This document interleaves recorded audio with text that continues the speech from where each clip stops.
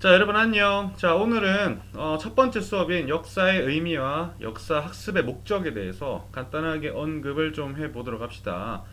우리가 수업을 하게 되면 가장 첫 번째로 접하는 파트이기 때문에 그렇게 뭐 중요하다라고 생각을 안 할 수도 있겠지만 우리가 앞으로 1년 동안 수업을 함에 있어서 동기부여, 즉 역사를 왜 공부를 해야 되고 왜 선생님 수업을 열심히 들어야 되며 앞으로 우리가 역사라는 학문을 어떻게 접해야 되는 건지에 대한 첫 번째 이유가 나타나는 것이기 때문에 좀 들어보면은 도움이 되지 않을까 그런 생각이 듭니다.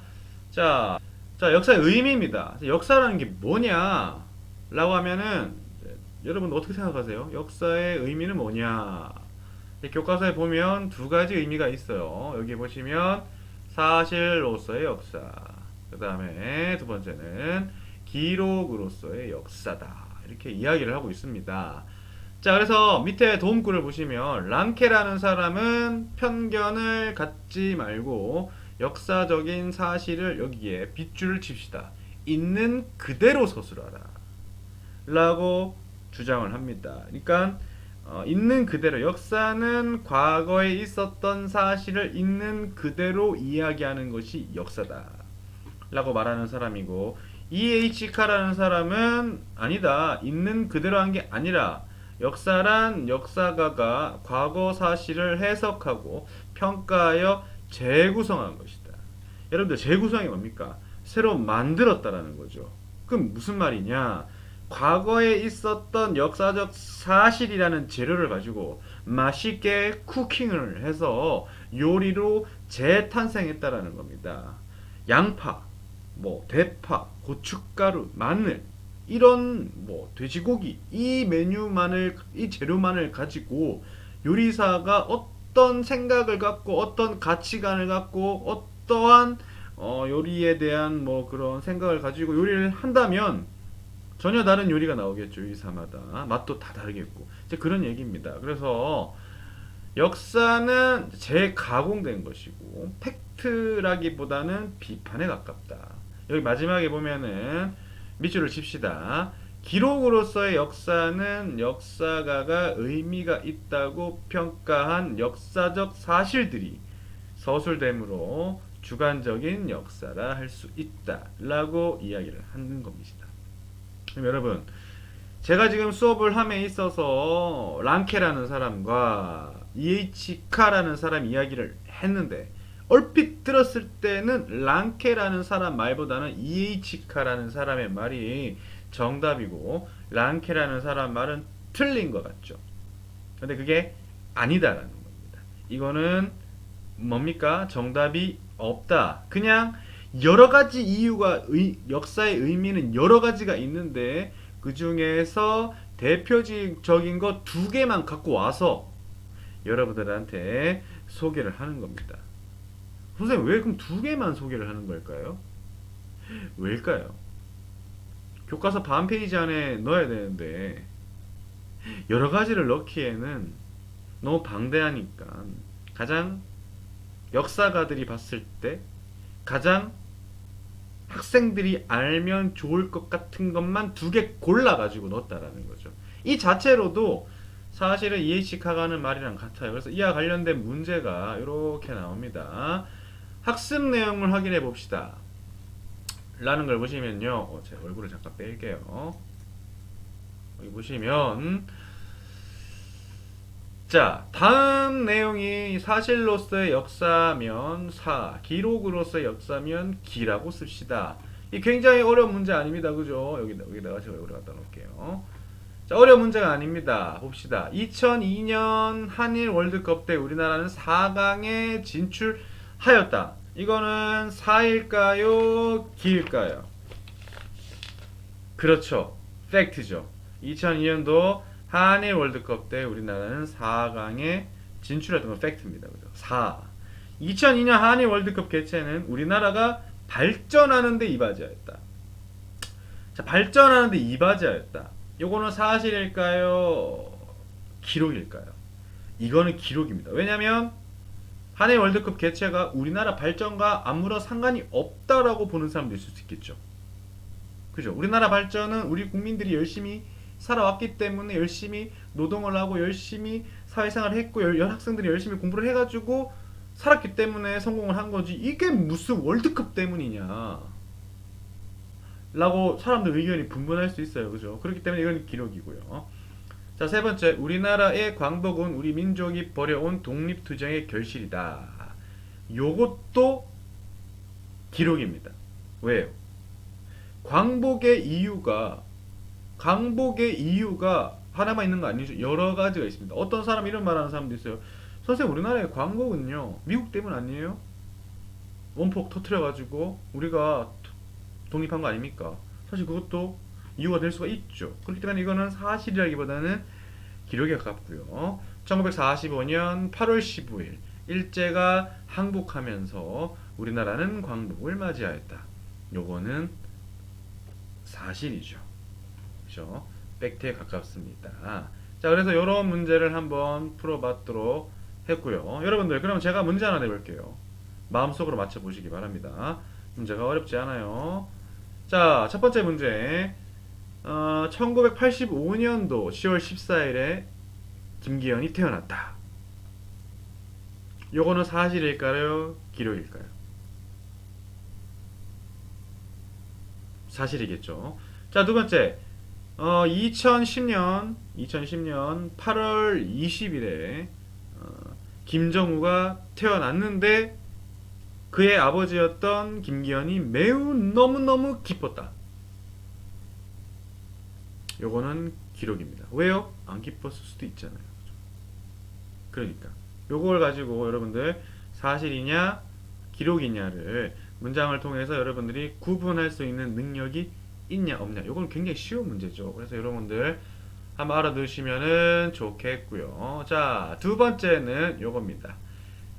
자, 각기 다른 특성을 가진 역사가 서로 영향을 주고 받는다. 이거는 뭐 여러분들 뭐 사회 시간에도 배웠던 문화 이제 접변 현상.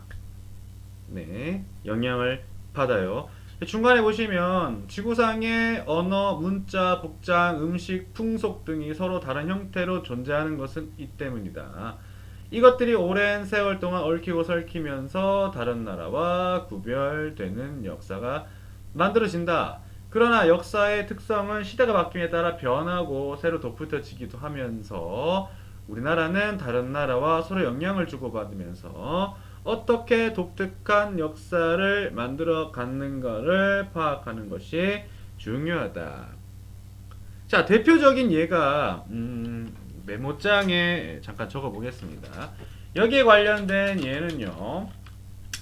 자, 한국이 있고요. 그죠? 한국이 있고요. 일본이 있고요. 중국이 있습니다. 대표적인 동아시아 국가입니다. 자, 이들은요. 굉장히 비슷하지만 달라요. 일단은 비슷한 건 뭐냐면 한문이라는 한자라는 문화권을 썼고요. 그죠? 과거 시험이라는 문제를 갖고 지금도 이런 시험이라는 것들을 봅니다. 그 다음에 젓가락을 사용을 굉장히 자주 하고 그 다음에 밥을 잘 먹어요. 요런 이제 동일한 문화권이 있지만 세세한 걸로 들어갔을 때는 다르다라는 거죠. 한자가 중국 같은 경우에는 한자를 쓰지만 우리나라는 한글을 쓰고 일본은 히나가라 요걸 쓰죠. 그러니까 서로 특징이 다르다 라는 것을 알 수가 있고, 그 다음에 뭐 밥 먹는 스타일도요 이 다릅니다. 우리나라 같은 경우에는 앉아가지고 밥과 국을 따로 놓고 이렇게 밥을 먹는 스타일이라면 일본 같은 경우에는 이렇게 들고 밥을 이렇게 먹죠. 이렇게 먹고, 그 다음에 중국 사람들은 쩝쩝 소리를 내면서 먹는 것을 굉장히 중시 여긴다고 합니다. 근데 우리나라 사람은 아니라고 하죠. 우리나라 사람들은 굉장히 조용조용하게 먹는 그런, 같은 쌀을 먹지만 서로의 스타일이 다르다라는 것을 우리는 알 수가 있어요. 자, 이런 것들이 설명을 하는 건데, 그렇기 때문에 우리는 이제 여기서 뭘 의미하냐? 한글도 공부를 하지만 세계사도 배운다. 그런 내용이고요. 자, 우리도 역사를 쓸 수 있다. 역사를 쓰려면 무수히 많은 사료, 요거 별표치입니다. 요거. 한번 읽어봅시다. 과거에 사람들이 남긴 문서, 비문, 일기 등의 기록물이나 그림, 도구와 같은 유물, 옛 무덤, 궁터와 같은 유적들을 모든 것을 사료라고 한다. 자, 그러니까요, 이런 겁니다. 역사라는 건 과거에 있었던 일들이 역사가 맞죠? 그러면 제가 아들이 하나 있는데 아들한테 나중에 아들한테 옛날에 네가 길거리 다니면서 똥 싸고 그랬어. 옛날에 길거리 똥 싸면 아빠가 똥 치워주고 그랬어. 에이 들어서 너 차 아빠 고생 많이 시켰어. 내가 너 때문에 얼마나 고생한 줄 알아? 나 아들이 안 믿죠? 아빠 무슨 소리야? 내가 얼마나 깨끗한데. 난 태어날 때부터 고생했어. 이슬만 먹고 자랐다고. 그럼 내가 반박을 하겠죠. 근데 말만 하면은 안 되겠죠. 뭐가 필요합니까? 증거가 필요합니다. 그 증거가 바로 사료예요, 역사에서는. 그래서 뭐 우리 아들이 똥 싸는 사진을 찍어놓은 앨범을 들이밀어야 되겠죠. 네 봐라, 이 똥 싸고 있잖아. 아니면 요새는 카메라가 있으니까 핸드폰을 찍어가 동영상으로 남겨놓든가. 그렇게 해서 하는 건데 이러한 것들을 사료라고 합니다. 그래서 여러 가지 사료에도 종류가 있는데 여기 보시면 문제가 하나 나옵니다. 자, 다음에 제시된 사료의 형태를 보기 위해서 골라 기호를 쓰시오. 자, 사료의 종류는 세 가지가 있다라고 이야기를 하는 겁니다. 그래서 어떤 종류가 있냐? 자, 라고 보시면은 이런 게 있죠. 문헌 있고 유물 있고 유적이 있다. 자, 라는 건데 선생님 저는 문헌은 잘 알겠어요. 뭐 기록이겠죠? 책이겠죠? 문헌은 잘 알겠는데 선생님 저는 유물과 유적의 차이점을 잘 모르겠어요. 헷갈립니다. 그쵸? 유물과 유적은 헷갈릴 수 있어요. 이게 뭘까요? 무슨 차이가 있을까요? 라면은 쉽게 이렇게 생각하시면 돼요. 자, 유물은 물건입니다.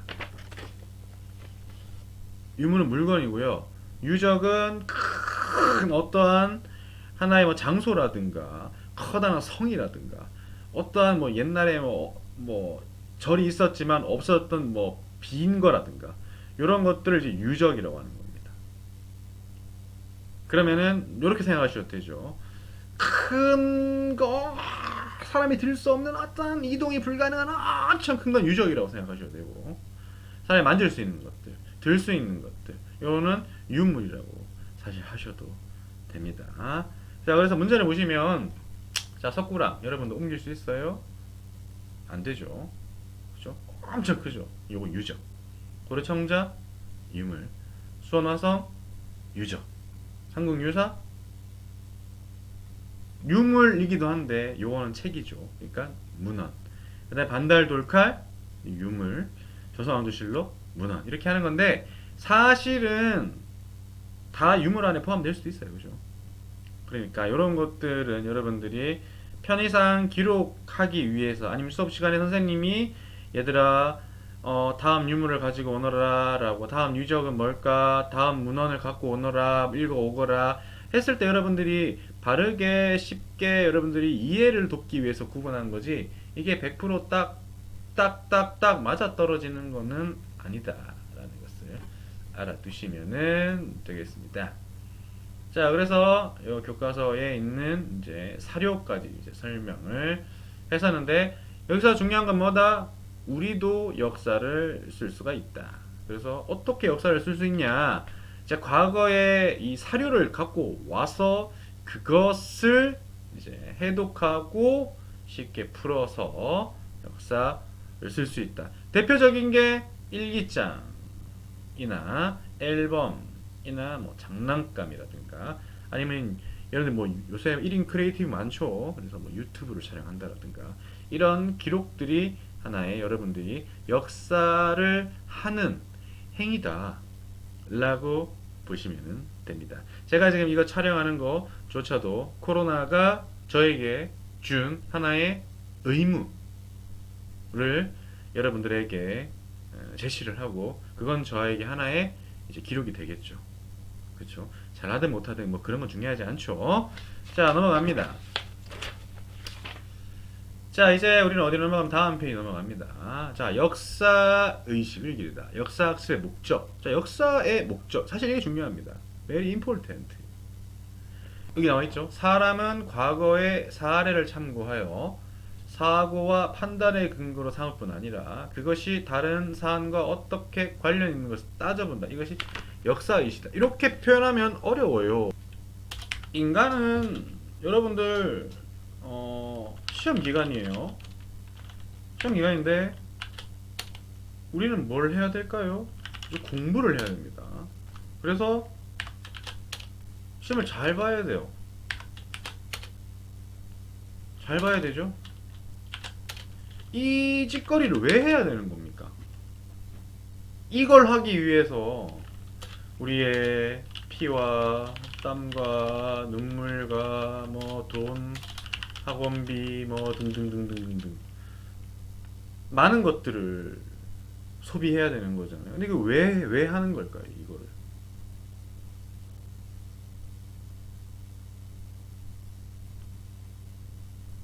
보통은 이렇게 얘기하죠. 대학교 잘 가서 좋은 대학, 그 다음에 좋은 직장, 그 다음에 뭐 학 성공, 이렇게 얘기합니다. 동의하시나요? 여러분들이 동의를 하든 안 하든 많은 학생들이 이러한 테크트리를 타고 있어요. 그죠? 왜요?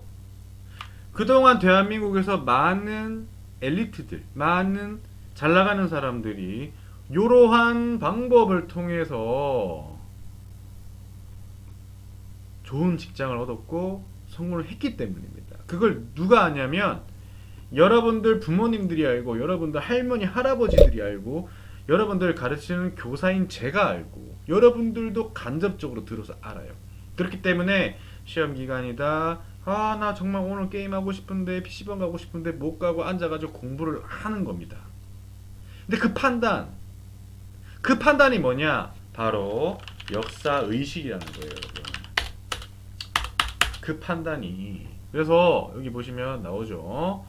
자, 사람은 과거의 사례를 참고하여 사고와 판단의 근거로 삼을 뿐 아니라, 요겁니다. 요거 어려운 말이 아니에요. 그래서 제가 시험 기간에 공부를 왜 해야 되냐, 그럴 이유가 있겠죠. 성공해야 되니까. 그러면 성공을 하기 위해서는 어떻게 해야 되지?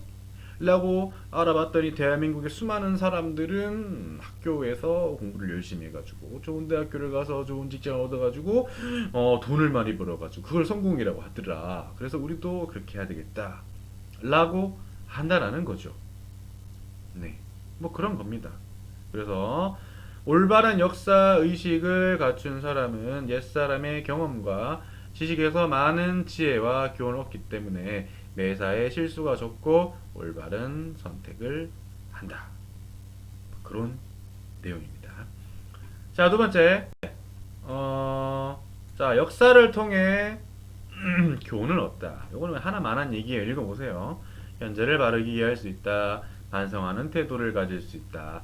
사실 역사의식을 기르는 것과 비슷한 내용이고요. 자, 세 번째. 역사에 대한 이해와 존중의 자세를 가 중요하다. 자, 요거는요, 우리가 세계사를 배우는 목적입니다. 여기 보시면은 지구촌이라는 단어가 나오죠. 지구의 물리적인 크기는 같아요. 지구의 크기가 어느 정도인지는 제가 잘 몰라요.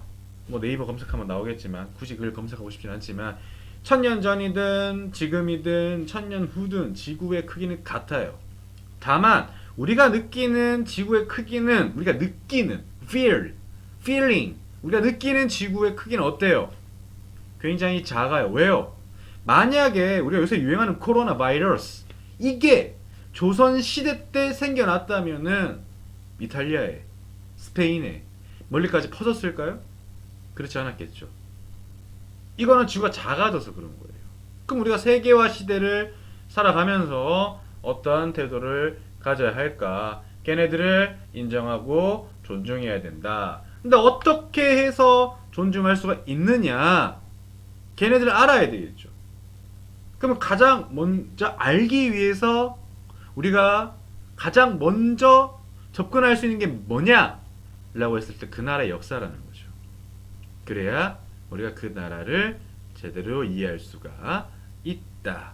그런 표현을 하는 겁니다. 그래서 여러분들 앞으로 우리가 한국사와 세계사를 공부를 한다. 그러니까 너무 세계사 왜 배워야 돼요? 우리나라 역사만 알면 되지. 뭐 다른 나라 이름 너무 어렵고 힘들고 짜증나요. 시험 문제도 어렵고. 하지만 우리는 다 알고 그러한 지식을 토대로 세계에 대한 이해를 깨달아서 마지막으로 요거 별표칩니다. 개방성, 유연성을 아울러 가져야 할 것이다. 그래서 우리는 다 같이 더불어 사는 세상에서 함께 사는 미덕을 가지게 될 것이다. 라는 겁니다. 자, 오늘 수업은 여기까지 하도록 하겠습니다. 여러분 안녕.